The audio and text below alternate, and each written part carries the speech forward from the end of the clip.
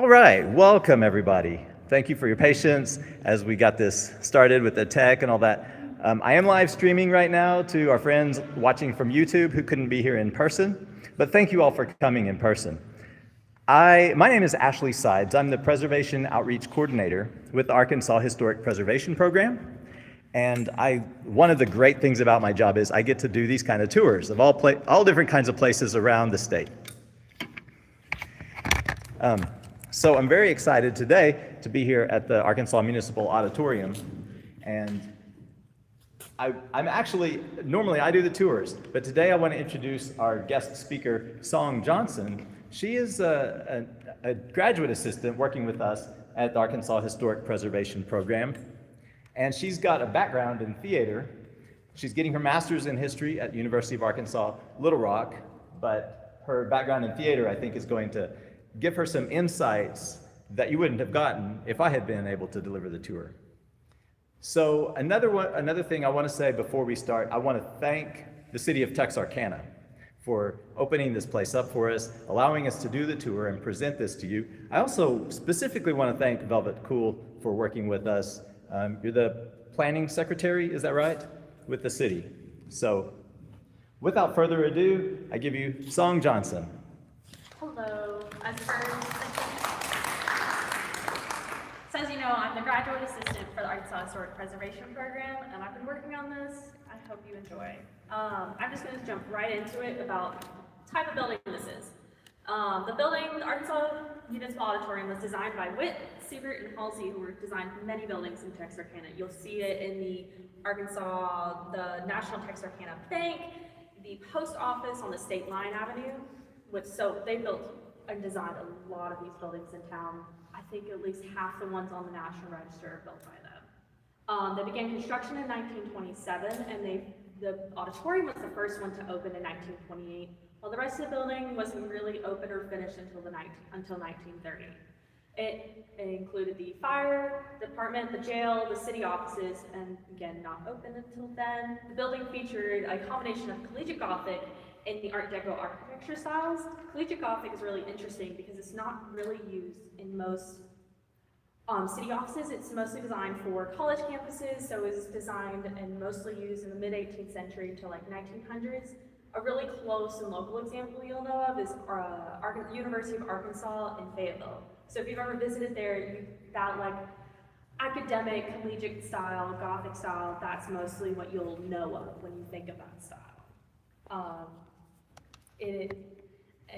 The Art Deco is more commonly used in buildings between 1920s and 1940s, which again makes sense since we were designing and building this in the 1927-1928. You will mostly see collegiate Gothic on the exterior of the building. I don't know if you'll notice it, but on the top floors there are three the reliefs. They're sculpture reliefs. They're designed and they're what you would think of when you think Art Deco or collegiate Gothic. Another thing is, if you notice in the door frames, they're mostly arched and sunken in. Those are mostly for your collegiate Gothic. The frames and I don't know if you'll notice it, but it has an A and A above both of the windows. The railings out was what you would think of for Art Deco.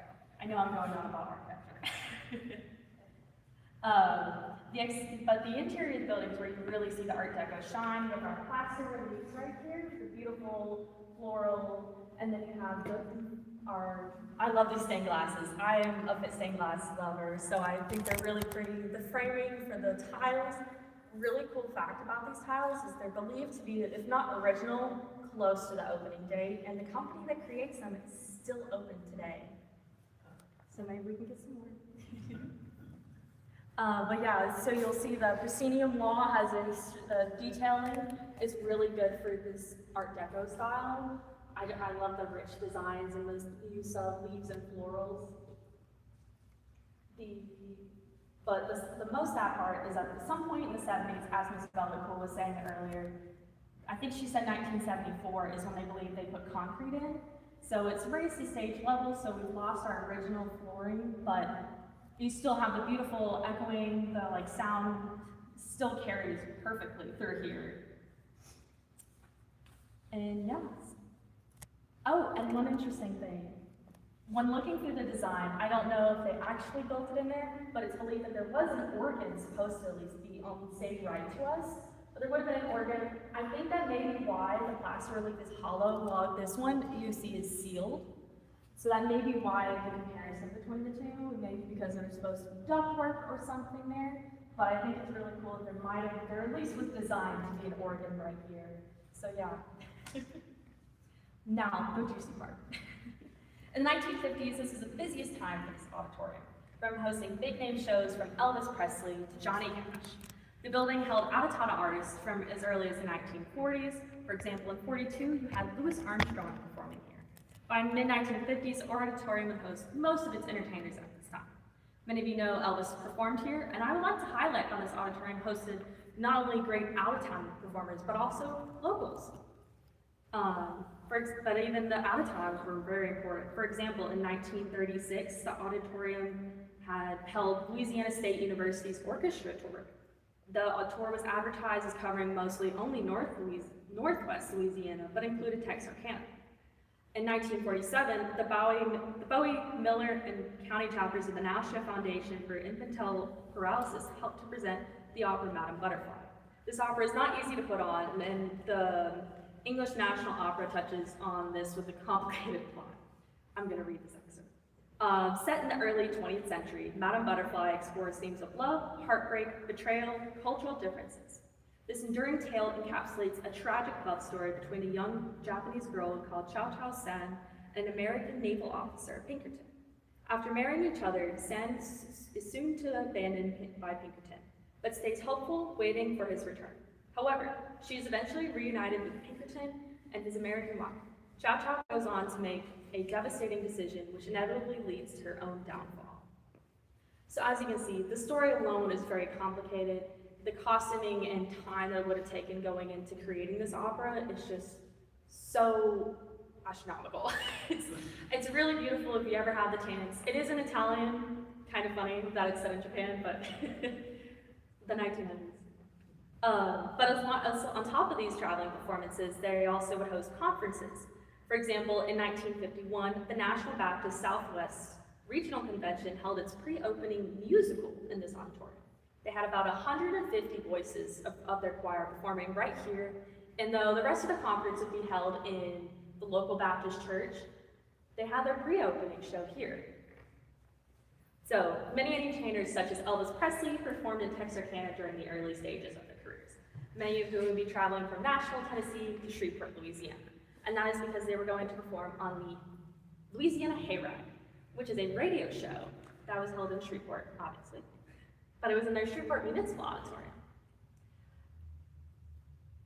This radio helped launch many of their careers from the station and can be heard from many states across. It's because they had, I believe it was like 50,000 kilowatt, or at least 50,000 amplifiers that you could hear in many states across the station. That is why so many Southerners got to know Elvis Presley and Johnny Cash, because the radio station was going so far. And that's also because they were traveling from Nashville to Texarkana, they would stop here. And this can mostly be seen in Elvis's performance days, because he would normally do a show Friday night here, and then that following Saturday or Sunday, he would be live on the radio into Shreveport. For example, on December 3rd, 1954, he was performing here, while the next day, he was on the Hayride. Again, this happens on November 14th, in 1955. He had a 7 o'clock show right here, and that Sunday, he was performing live on the Louisiana Hayride. Though the big issue with a lot of Elvis's performances is that there may have been more that we don't know of, and they just went undocumented, considering this was still earlier on in his career, so there could have been a lot more prior to 1954, but I don't know, and a lot of the archival newspapers, they may not be easily accessible for me living in Little Rock, so there could be a lot more that I just don't know of. Other artists like Carl Perkins sometimes performed unreleased songs, such as Blue Suede Shoes is claimed to be first performed here on November 17th, 1955. There's conflicting information on this night, at least from what I can find. Some claim Elvis was supposed to be performing with Carl Perkins, but Carl Perkins may not have been able to perform, so Johnny Cash filled in for him. Newspapers that I found for advertisements said that Elvis Presley, Johnny Cash, Hank Thompson, and Charlene Arthur are the only performers. If he had performed here, it may have been under the radar, considering he would not really blow up in his career until after his release of Blue Suede Shoes. One interesting thing about Elvis, though, is the amount of impersonators. As you know, a couple weeks ago, they had an impersonator here just for Elvis. But the first one is believed to be Cheesy Nelson, and this was to be on December 3rd, 1954. Another night the locals know well is September 2nd, 1955. This night, Elvis was supposed to be performing at 9 o'clock, but was running late because Scotty, a band member, crashed his Cadillac right into, I believe it was another oncoming car, but in Fouke, Arkansas. Cheesy was asked to come on stage since Elvis had not appeared, and they said to have kickstarted Cheesy Nelson's career as an Elvis impersonator. Cheesy was always ready to step up and help whenever he could. But another interesting thing about this auditorium is that it held Texarkana's first interracial audience and performance on August 27, 1956. This was called the Evolution of Jazz. It was a multi-day event, and the Texarkana Gazette described it as a cast of 50 has been rehearsing for 2 weeks on the show, which portrays the history of jazz from primitive Africa to modern day. The show allowed local musicians to show off their musical talents and highlight how jazz has impacted this region greatly. One of the segments will play Scott Joplin's work, since he is said to be the father of ragtime and was raised in Texarkana. He may not have been here to play in the show, but his music would be able to. Another really cool artist from this time is Lois Taubes. She is one of the most notable pianists from the region and is said to have performed in this evolution of jazz. The Arkansas State Press described her as becoming a worldwide figure and is now regarded as an outstanding pianist of our time. Her sister is also a well-known, Dorothea Taubes is well-known, I can't remember the word for it, model, and she would be in all over Europe, even Paris. So they're cool sisters. She grew up in Texarkana, she became well-known for piano skills, and she was a well-known educator. She was the first African-American to hold a Master's in Fine Arts at the University of Iowa, and she was only the second ever student to get that degree at the University of Iowa. Now today, as we know, the theater has been filled in, has their floor filled in at some point in the 1970s. This has significantly shaped the auditorium, but not destroyed its spirit. As you can see, the echo and acoustics are perfect in here. We still have our beautiful proscenium stage, our beautiful, I just love these little light fixtures. So it's not lost its spirit, and I think it's still a great, wonderful space. And as someone who loves the technical side, I love that you can, if you're able to come underneath, you can see the fly rail, which is where they would have had scene props, so like scene drops coming in and out. So it's been well preserved. And you can still, I love flyers. So I work on the tech side. I'm usually either stage manager, helping backstage, or just something along those lines. So being able to see that. But even then, they're using a lot of the similar equipment that we use today. It's just really cool to me. But one thing that's really nice is that the auditorium may have been going through renovational phases, but they've also been trying to at least keep it alive. For example, the Arkansas Historic Preservation Program gave a $44,000 grant to here to help restore the roof in 2008. This is overseen by the Arkansas Municipal Auditorium Commission. And other projects the same group has worked on were replacing the north-facing windows and doors. Though the commission has dissolved, the work is still ongoing through wonderful people like Ms. Velda Poole. And the three main concerns going forward, at least after talking to her, were fire, safety, air conditioning, and hopefully getting some sort of accessibility. Fire safety is definitely one of the largest concerns because it greatly limits how many people we can have in here. As you'll know, not many seats you see right now, but hopefully we can have more in the future. And the building, and AC would definitely help for our summertime events, since it's a little chilly now, but I would hate to be a little hot room this summer. And lastly, with handicap, I personally love having accessibility so that everyone can come, and I know a lot of people would like to see the more Elvis impersonators, if there are more, But yeah, having more accessibility allows us to have more people come in and appreciate these types of shows.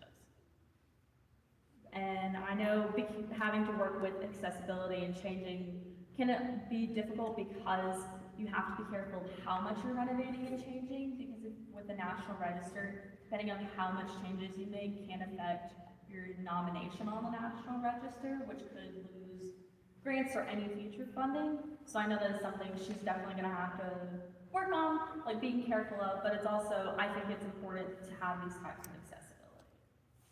And now I would like to have Ms. Velderpool say anything that she would like to add on.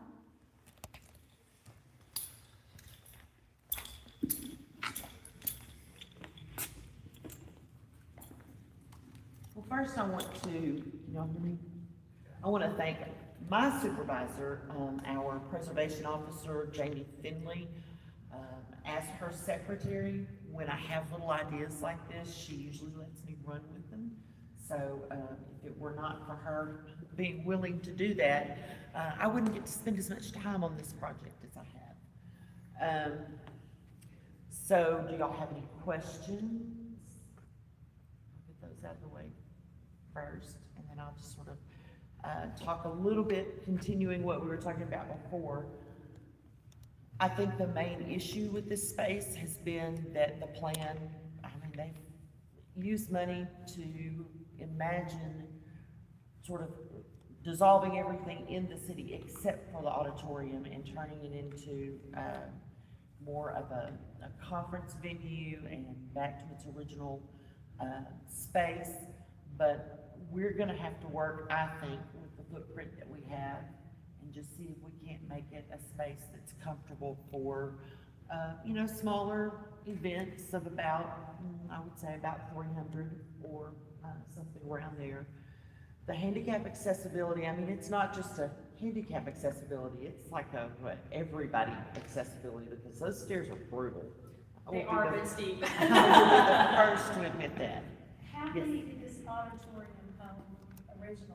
I believe that the number I saw on the plans was around 755.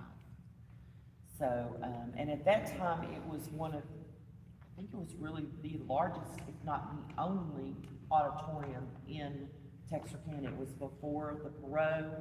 It was actually a part of the New Deal. It was a WPA project. So it was designed to help people get out of the Depression era and create jobs. We just got really lucky that in creating jobs, we got a really fabulous building. I love the way we have the fire department and the city offices, where our board of directors office is now, the boardroom. That used to be a city courtroom, and tucked in behind there are the old jails. So we still have the jail. Can y'all give us tours of that sometime? Because I might be able to arrange that. I can order from your stuff. I think one thing that I've learned in working with this, and I've only been with the city for about a year and a half, there's still a great deal of interest in this building, in the memory of Elvis, and to me, some of the local people who performed here are just as fascinating. They had lots of gospel artists that would come through, and one of the reasons that we were able to get people like Johnny Cash and Elvis Presley on their way from the Louisiana Hayride is because there was a local woman by the name of Jewel House, and she was a songwriter, and she became like the booking person for our auditorium. She knew Johnny Cash. So Johnny Cash would come through, she'd have him play here. They were really good friends. The story I've heard is that she liked Johnny Cash. She wasn't as big a fan of Elvis as a lot of people are. I've heard that Carl Perkins was the nicest performer to ever come through. He was just very helpful in his performances, and with local artists that would perform with him, like Pat Cup speaks very highly of Carl Perkins. You had a question? I was just gonna ask, do you know what years the little theater shows down here? I do not know specifically what years, but I have seen, the Little Theater mentioned as, having performances here. I remember seeing, it was like, I wanna say it was in like the 1940s, I wanna say I saw some mentions of them having their shows down here. But, like 1930s, 1940s, but I don't, that's just like what I came across, so I don't When know. college built theirs, they switched over to that one. I believe so. I believe so.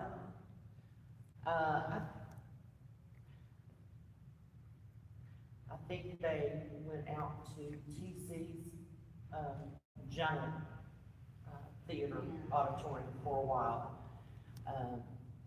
And then they were somewhere else, because my mother was actually in a little theater play, but I was so young that I can't remember where it was.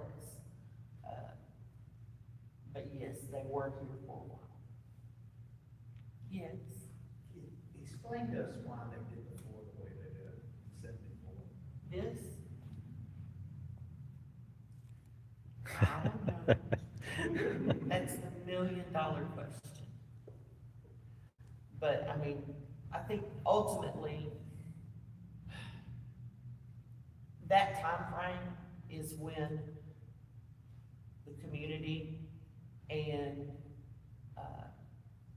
our officials sort of started to pay less attention to downtown Texarkana, and things started to spur off elsewhere.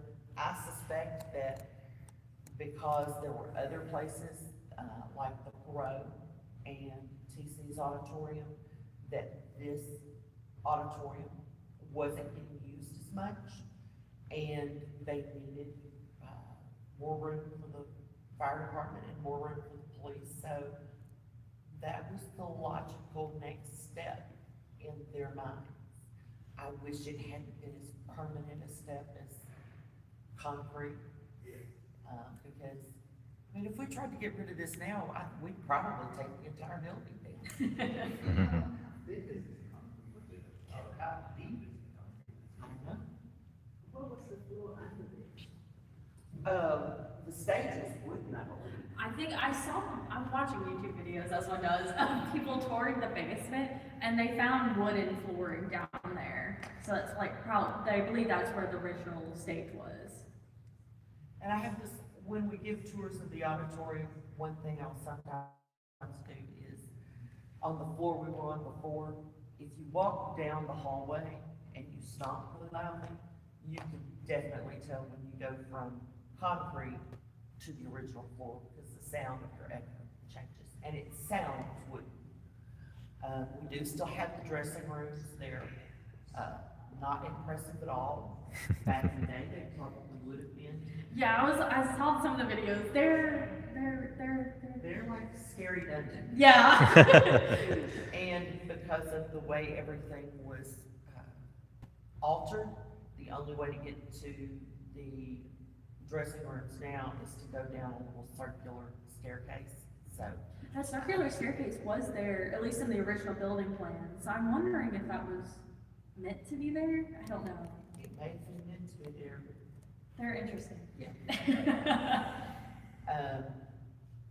One thing that impresses me is we get a lot of artists that will just, say, hey, I wanna come play where Elvis played. Friends that are guitar players will say, hey, can I come play? Sure. Young startups, that have sort of that style, they wanna come play.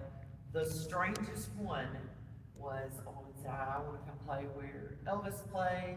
She came up here and she was a bagpipe player. And I didn't know any better, I just let her start playing, and I said, oh, I'm gonna go back outside. Bagpipes are loud.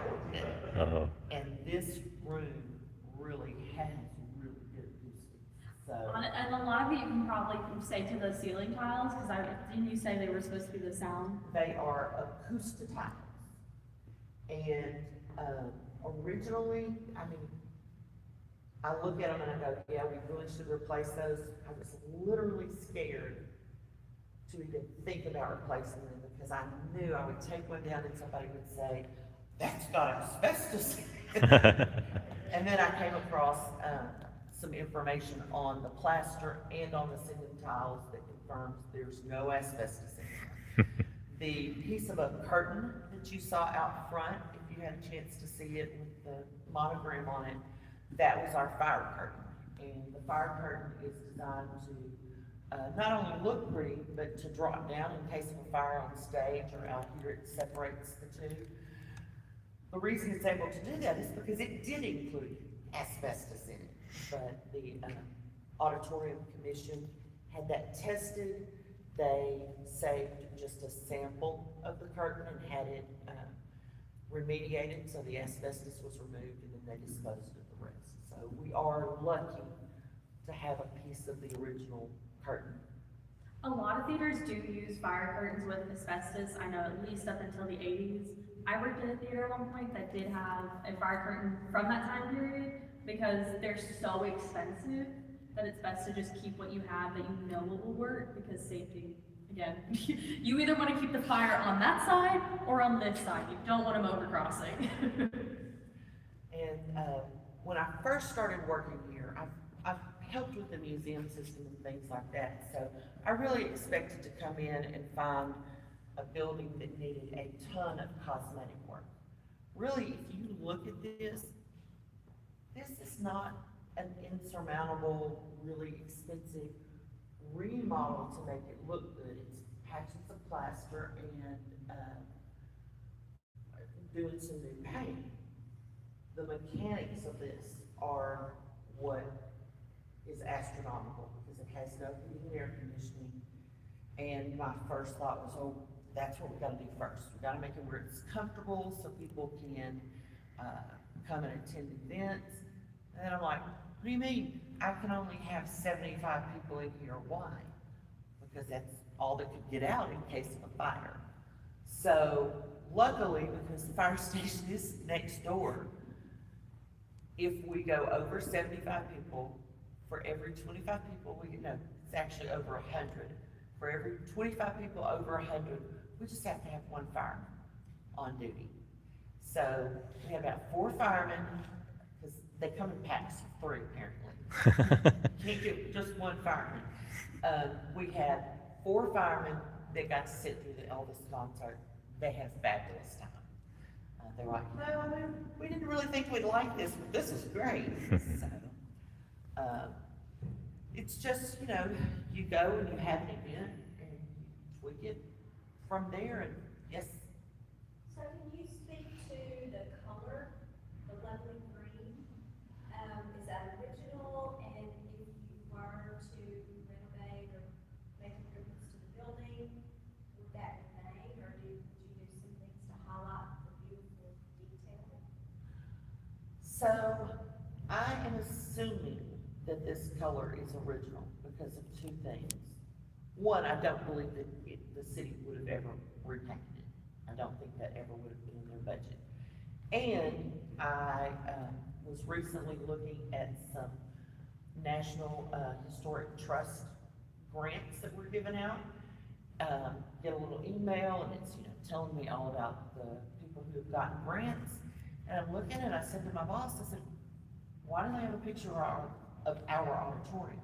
And I looked at it some more. It's not ours. It's an auditorium with this exact same color scheme. And this same, it did not have the ornate detail that we have, but it was a military auditorium. So I think that this is probably what I would call the New Deal colors, brown and green. I also wouldn't be surprised, because considering, I think you can see at least with the plaster over there, you don't see multiple layers of paint. And usually if there was difference of, like, they had painted, you would normally see it in areas that are more exposed like that. This is such a popular color. Yeah. It's green. It seems like there could be more embellishment on something. I would, I mean, there's arguments to be made for keeping it exactly like it is. And then there's arguments to be made for making it maybe a prettier shade of green and not ugly shade of brown.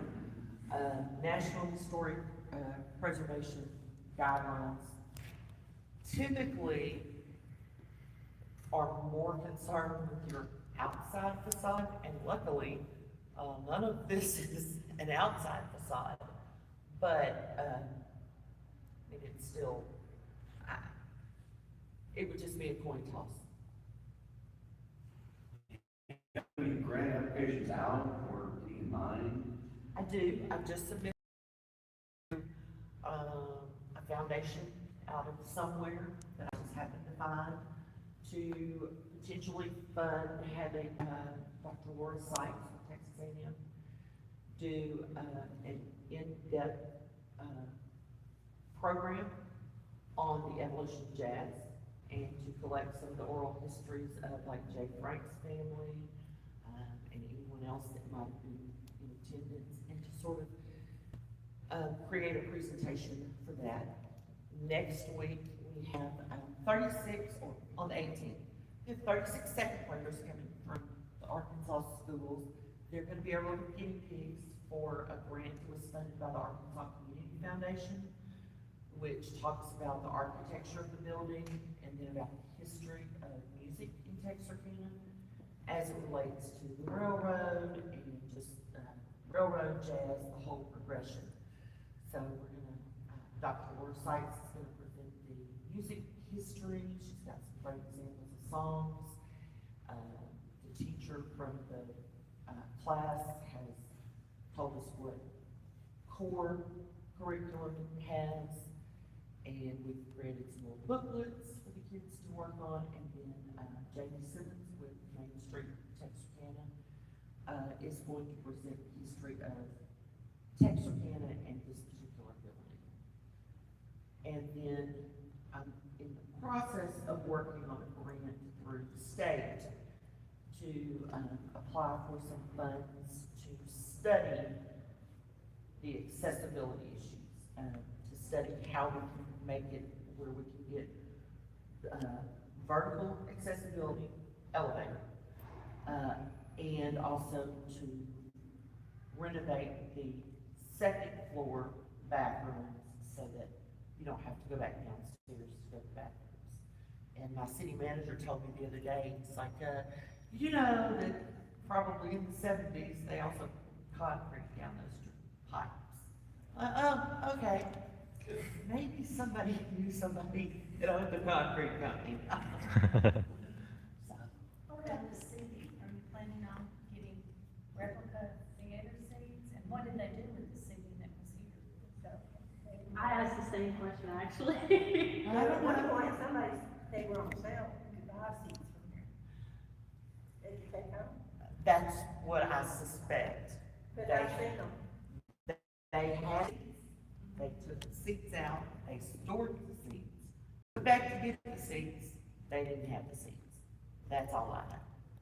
So yes, the one thing I learned in the Elvis concert is that the bad thing about this type of seating is it doesn't fold up.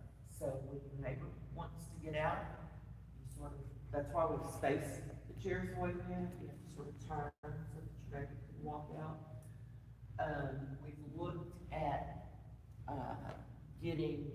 I have had no luck finding a source, but I haven't looked real hard either, for vintage seating in quantity. I've seen, you know, little buy four on eBay and things like that. And then I've also looked at getting like, more modern seating that we can put here. So I'm hoping that sometime next year, I think the very first thing we have to address is the ceiling tiles. Because if one of them falls, that's a liability issue. And then seating, and then hopefully we'll get this grant to address, an elevator and the restrooms. Now that grant, it won't pay for any of that work to be done. It will tell us what needs to be done. And then we can go after more grants from the state of Arkansas. So, I have a question for y'all. Y'all travel around and show buildings through Arkansas. How do we find out what building? If you go to, I think it's, is it Arkansas Heritage or Arkansas Preservation Program? ArkansasPreservation.com.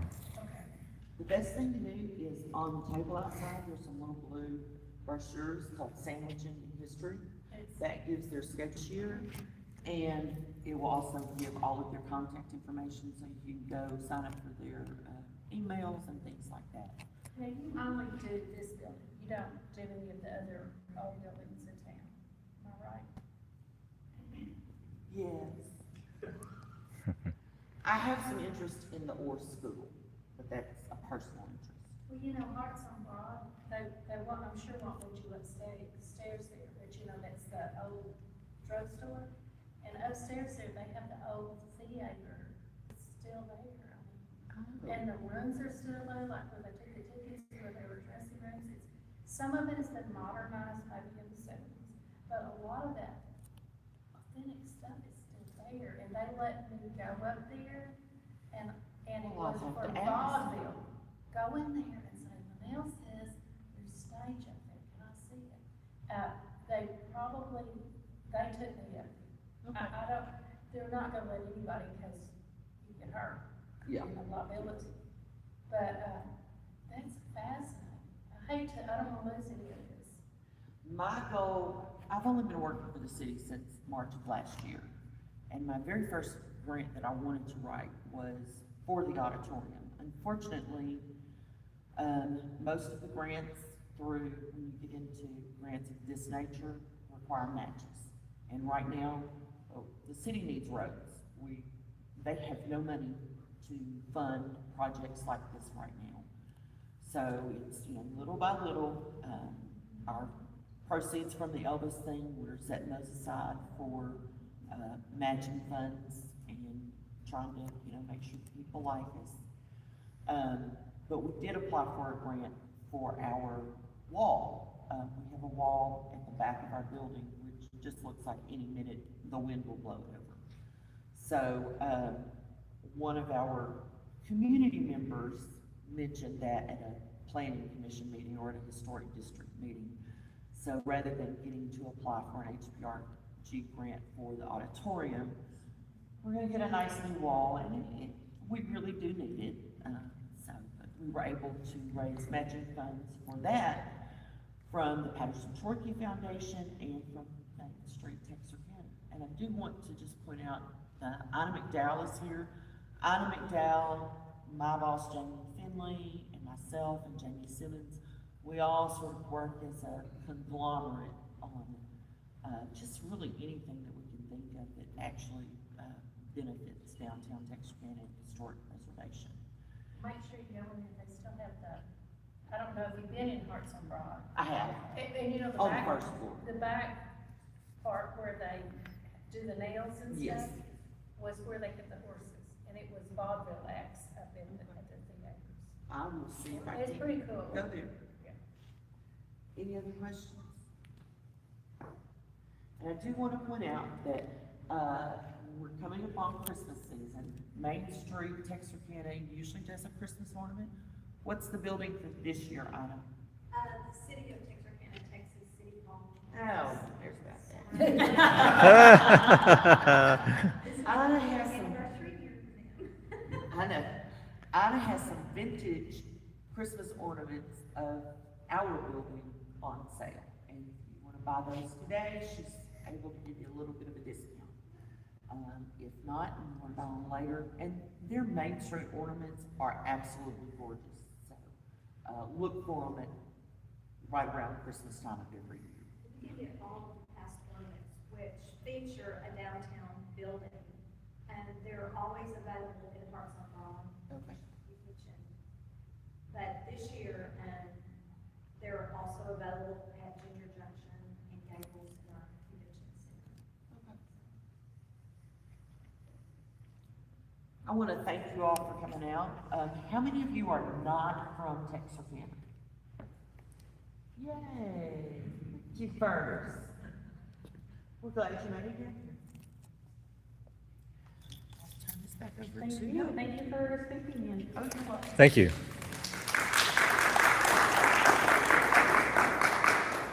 I just want to say thank you all for coming out, and it just means a lot. I hope y'all enjoyed. If you have any more questions, I'm more than willing to answer. Otherwise, I'm gonna give it over to Ashley.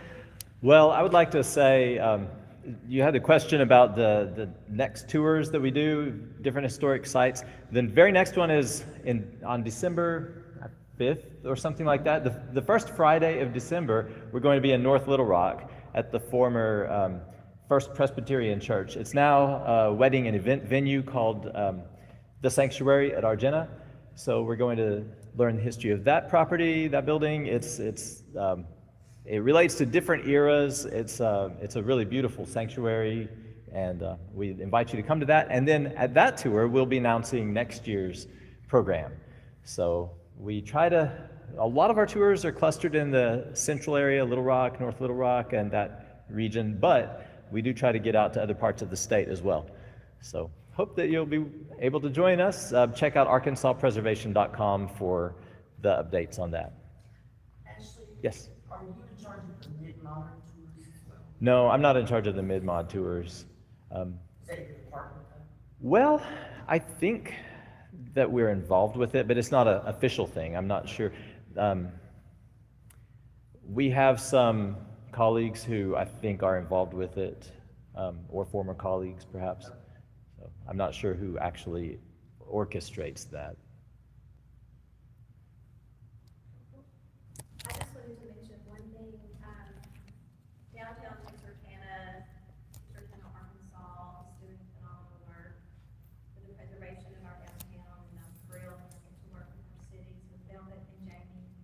But also I wanted to mention that we just learned 2 of our buildings are being awarded with the Preserve Arkansas Award.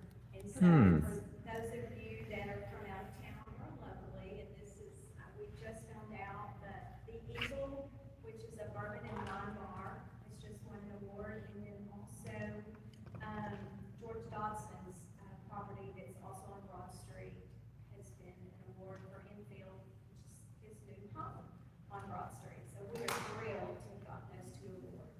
That's awesome. That is great. Congratulations. And we also had, one of our honest staff members, Jamie Simmons, receive what was the name of the award? It was through Preserve Arkansas. It was Was it named the after. Cook Award?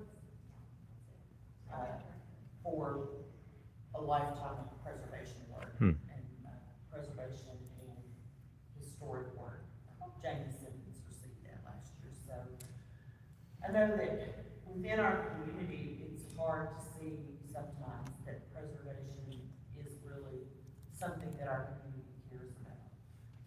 We do have a history of sort of letting some things go, and things are sort of clustered where you can't really see all of the preservation work that's going on, but it's here, and it's something that the state recognizes.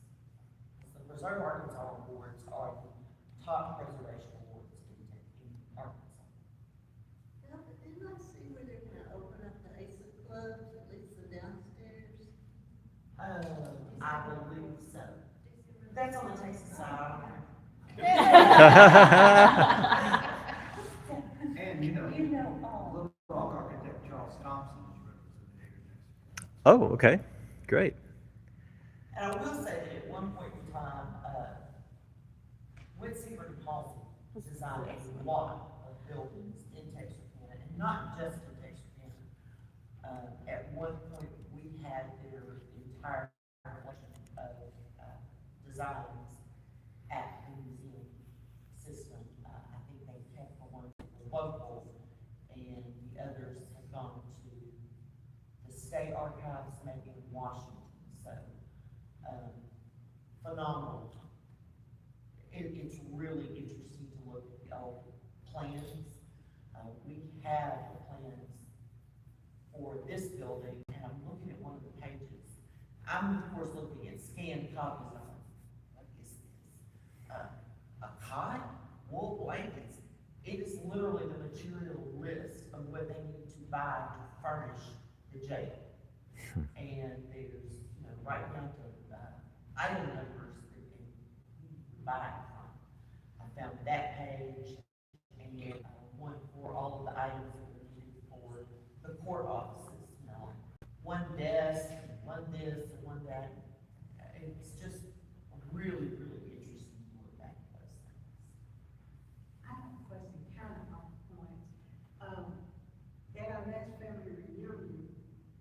found out that one of my dad's first cousins built buildings in downtown Texarkana from 1910 to 1930. His name was James Montgomery Jackson. But how do I look that up? Where would I go to look for that? That's a good That question. is a good question. I'm not a genealogy, so I'm not, like what project? I don't know much buildings, they just said he built buildings in downtown Texarkana, Arkansas. I would probably start with the whole city directories. And if you look in those years, you can look by name and it will tell you what their profession was and who they worked for, and where they lived.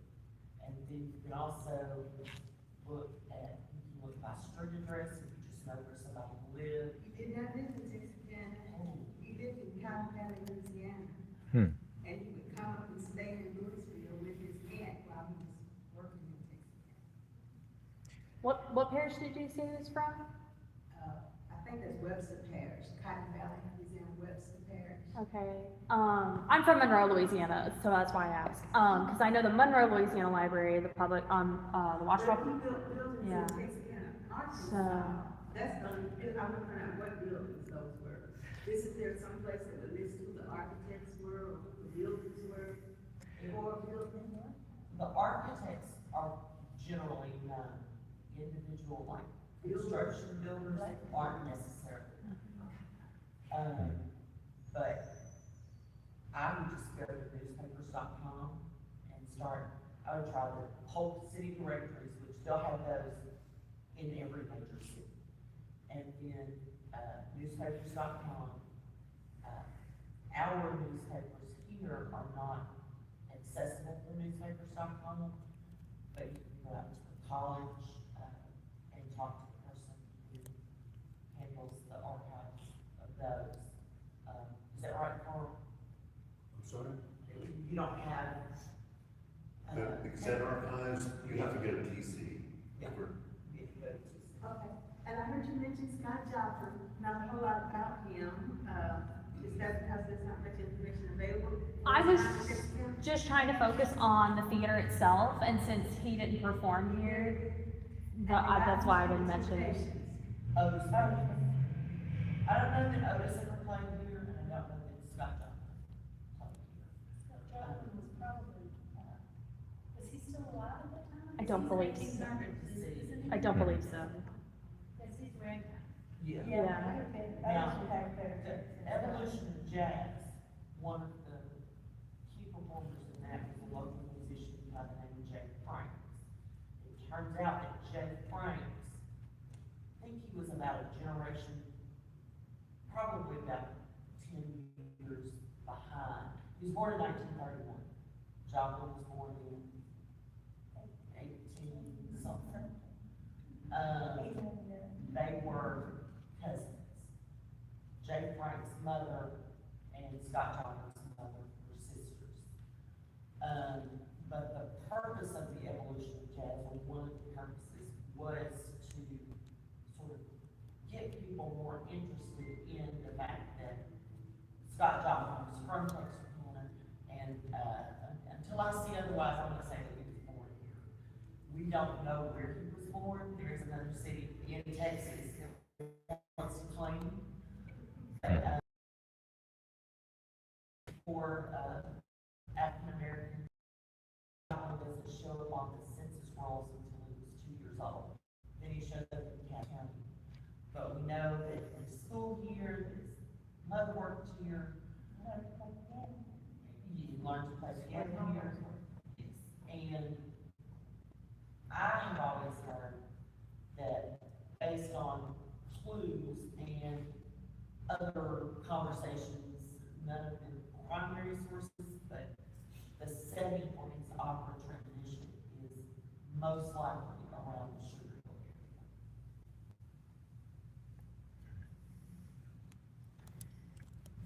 Well, thank you all. And make sure as you leave to spend time out there in the lobby and check out the display and learn even more history about this place because there's a lot of information. Yes? Did you say it was collegiate Gothic? Yes, ma'am. Collegiate Gothic and Art Deco. I want to make sure I see some of that. It's mostly really on the exterior. Again, it's like with the reliefs up on top of the building, you'll see it mostly there. Some of the stonework is the stonework that they have on the exterior of the building is kind of a mix of both. So I didn't really want to be like, it's this, when it's kind of a both. The symbols on the outside of the building, at the fire department, here, and around the corners on the city side they're just beautiful. They're really, yeah. If you have a chance to stop and look at them, I would. Well, and I have to say this, my great aunt delivered Johnny Cash. Oh, wow. Wow. He took care of her in that, he would come down to perform in Fordyce at Cottonmouth Days, and he would have her meet him at Horizon at the depot and ride the train, and he would always have a dozen roses. And she delivered a lot of babies, but she never had any children. She always wanted a baby, but she never had any children. So when she was old, she was put in the nursing home in Rising, Arkansas. And of course, then her husband had been a construction worker that moved around. Social Security was all she had. They didn't have retirement. She didn't have much. So she was in a nursing home, sharing a room with somebody on Medicaid, Medicare, whatever. And he found out that she was down there, and all of a sudden, in Rising, Arkansas, this small town, nursing home, a brand new wing goes up. And my aunt is a private room that is powered with a telephone and a TV and a private bathroom. Wow. And it was he never let it out, but it was rumored that Johnny Cash built that wing for Grace. Oh, So I thought that was sweet. wow.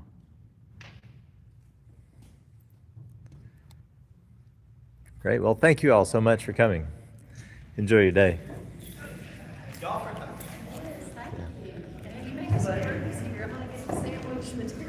Uh-huh. Stop that. All right, if you all are still with us, I may actually take you into the lobby and show you some of the I'll show you some of the exhibits that are out here. You won't have time, obviously, to read the inscriptions that tell the history, but I just want you to see some of the performers that have played here. You got some pictures out here. It's a mini museum, kind of a little bit of a gallery. All right, here we are.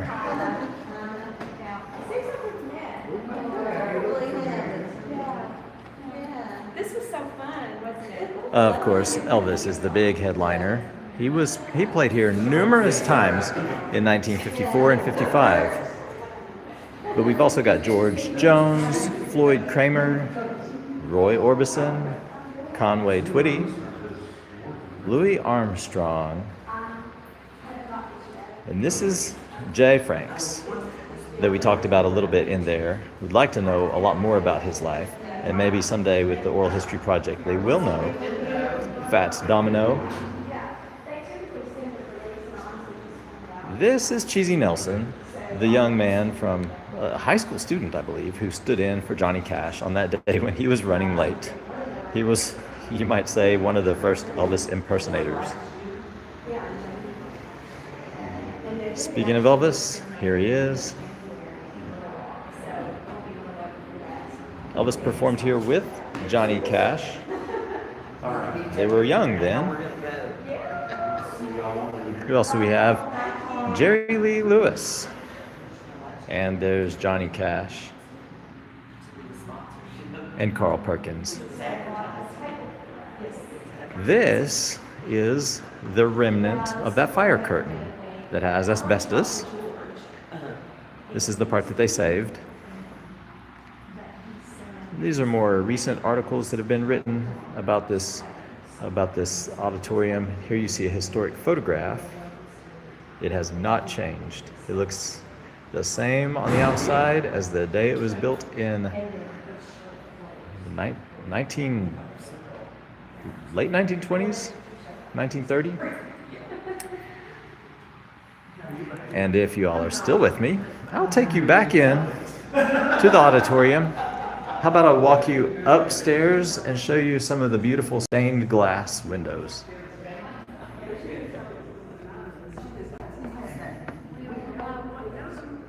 And you'll get to see what the auditorium looks like from up there. Now, it's bare bones. As they mentioned, the seats have been removed. It's undergone some deterioration over the years. The plaster is peeling off in some places. But that could probably just be stabilized and just left as is. I had a question about this little booth. Nobody's been able to answer it, but it looks like they might show video movies from it, but that has not been confirmed. There are these beautiful Art Deco stained glass windows. Not all the windows are, but this is the view from the top.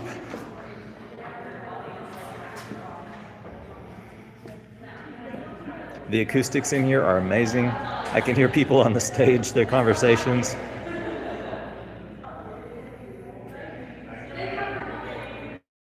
And there is a third level up here. Stairs lead up to this upper part as well. Back here it's the same, those beautiful stained glass windows, which we believe are also original. Have a look at these lights.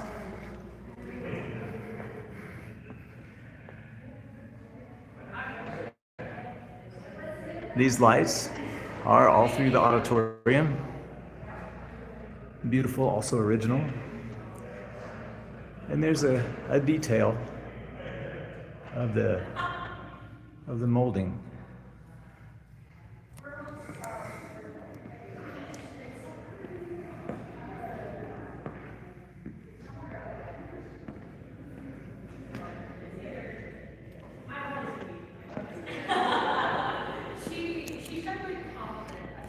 Well, with that, I think I'm going to sign off.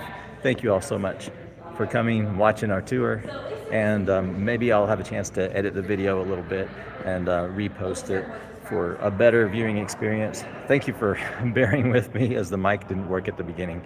Maybe I can recover some of that footage and share that. But thanks again. Hope you've enjoyed it. Goodbye.